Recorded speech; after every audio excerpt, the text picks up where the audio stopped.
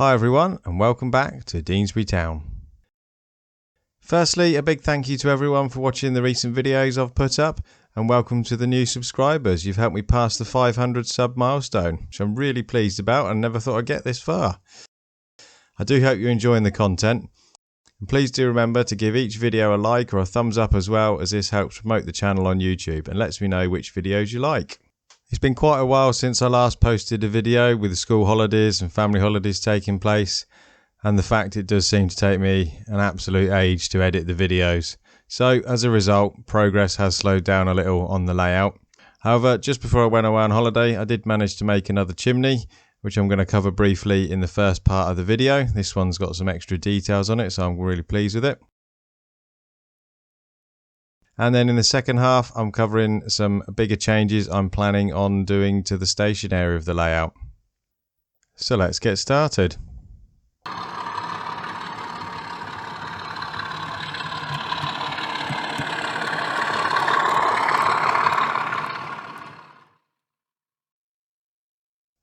spotted this photo on one of my regular searches for chimney-based inspiration on Google and thought it would make a nice build. And it suited the Potteries area, which is becoming an accidental source of inspiration for buildings on the layout. To start with, I counted each of the brick courses to give me the size of each part of the chimney, and then broke them down into the various parts in Inkscape. I assumed that each part was square and then used the dimensions to make simple cubes with 4 sides, a top and a base. These were then cut out and wrapped in a single sheet of brick paper. The second part, with the reveals, was made up with 3 layers in the same way as windows on a building, but with more bricks instead of the glazing behind to give quite a nice effect. I then spent quite a bit, if not too much time, on the string courses, taking the time to cut single strips for each course of brick on the face and carefully wrapping around the edges. I also then cut individual bricks to get the top courses to line up, carefully colouring the edges to blend it all in. Although it was quite time consuming, I'm really pleased with the effect, and it's helped me learn a new skill in brick and card construction. The tapered section of the chimney was designed by overlaying 2 rectangles, one with the base width and one with the top width, and then the corners were joined up to create the shape for the side. As this was being made from 1mm card, I needed 2 narrow sides, so I took a 1mm border off of each side of this. So when it was glued together, it would be the right size. The first one came out a little wonky, so I remade it, adding a square base and top peak parts to help keep it all lined up. With the careful use of the jig, this one came out fine.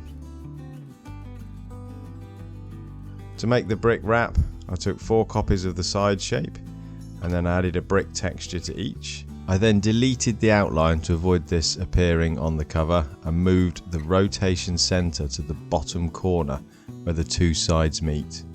I could then rotate this part to form a seamless join between the 2. I repeated this around all 4 sides to form a single brick cover.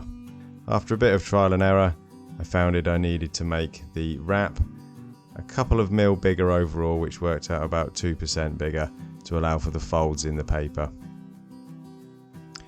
As with all my builds, I coloured the edges in and then carefully applied the brick cover to the base layer. Really pleased with how neat this has come out. The join is pretty much invisible. The remaining parts of the chimney were built in the same way, just to slightly different dimensions, and then the most challenging part was to get the detail around the top of the chimney. To do this, I took a single sheet of card, single square of card, and I cut notches out to represent each of the bricks. And then I painted this in a variety of watercolours to match the overall tone of the bricks. However, when I started to assemble this, I realised just how close this part was to the top of the chimney, and it would look like the chimney didn't in fact go anywhere at all. So a little bit of surgery was required here. I cut the middle out, which left quite a rough edge, but after painting this with warm black, it gave the impression of an open top and quite a heavy soot build up inside. So I think that's worked out quite well. And then finally onto the assembly of the chimney, just simply stacking each piece on top of the next one and taking time to make sure each part was lined up carefully with the one below. And here we can see the final build.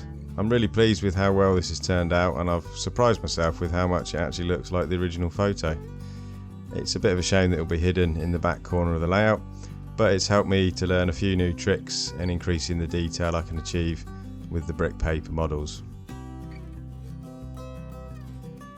I hope that quick guide to the build has been interesting. If you like it, please let me know.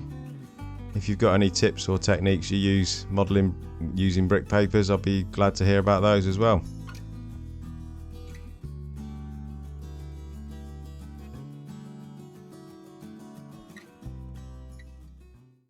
Having had some time away from the layout over holidays, it's given me some time to think about what I want to do next.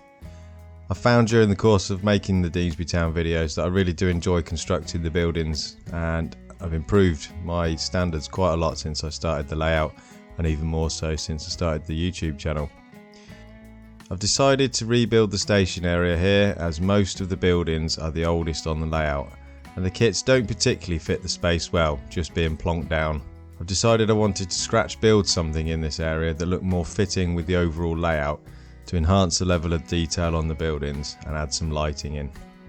I did quite a lot of research and found myself drawn to the Potteries area, Stoke-on-Trent in England.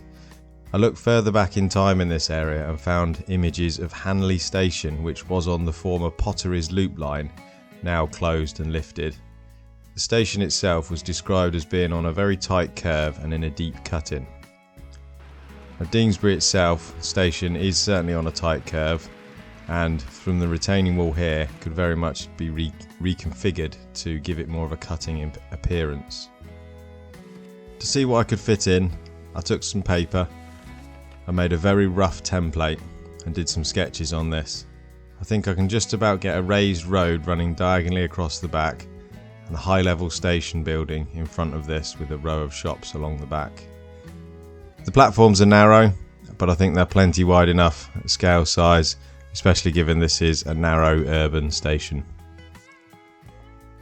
Once I was happy I had a working concept, I used a large sheet of cardboard to make a more accurate template of the existing platform, as although I probably will replace the top of it, the track itself is not moving, so the edge of the platform shape remains the same, and I know that this works. This then gave me an accurate blank canvas to start more detailed planning on.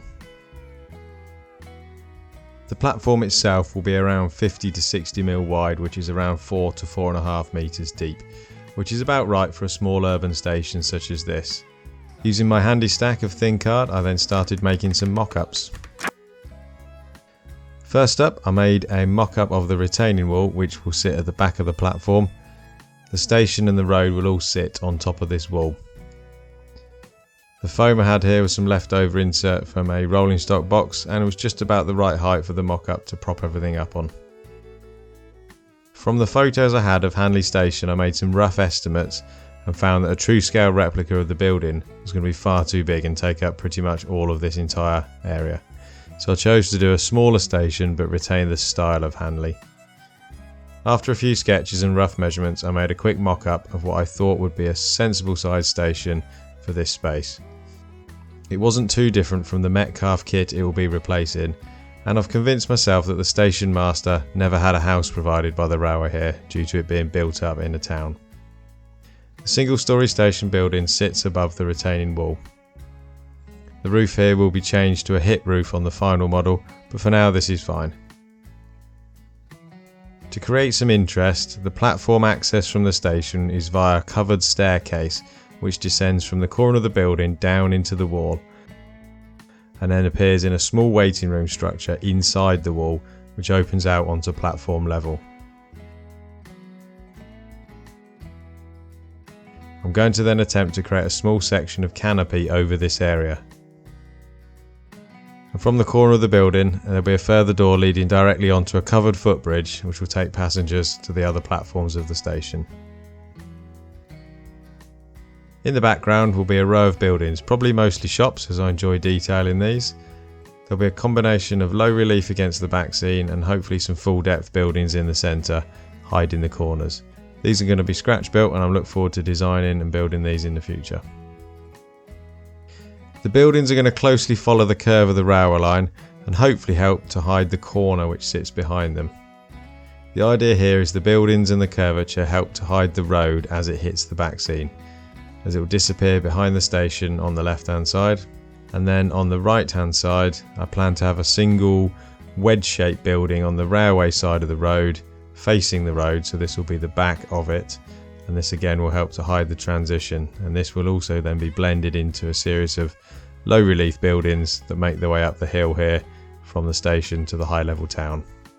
I've transported the mock-up over from the workbench to the layout, and I've set it back up again to show how it's going to look. I think it fits in quite well. The retaining wall runs all the way along the back of the platforms here, and this is set at about the right height. I'm going to attempt to blend it into the existing retaining wall here on the right side, but we'll see how that goes. The station building is here on the left hand side, sitting raised above the platform level, with the footbridge and the platform access on the right hand side of the building. The road now runs through the middle of the scene instead of awkwardly ending in the corner here.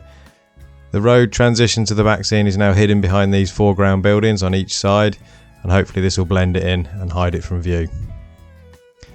On the left hand side of the station and the platform here, I'm going to be using this 3D back scene element that I previously made, and this will then blend into some more industrial buildings to take the back scene right the way across the layout. And that completes my whistle stop tour for the plans for the station part of the layout. Please let me know if you've got any thoughts or suggestions for this part of the build in the comments below, and if you like this video and want to see more of the design and build progress here, please give the video a thumbs up and consider subscribing to the channel. If you hit the little bell, you'll get notified of the new videos. That concludes this video. I'll see you next time. Bye for now.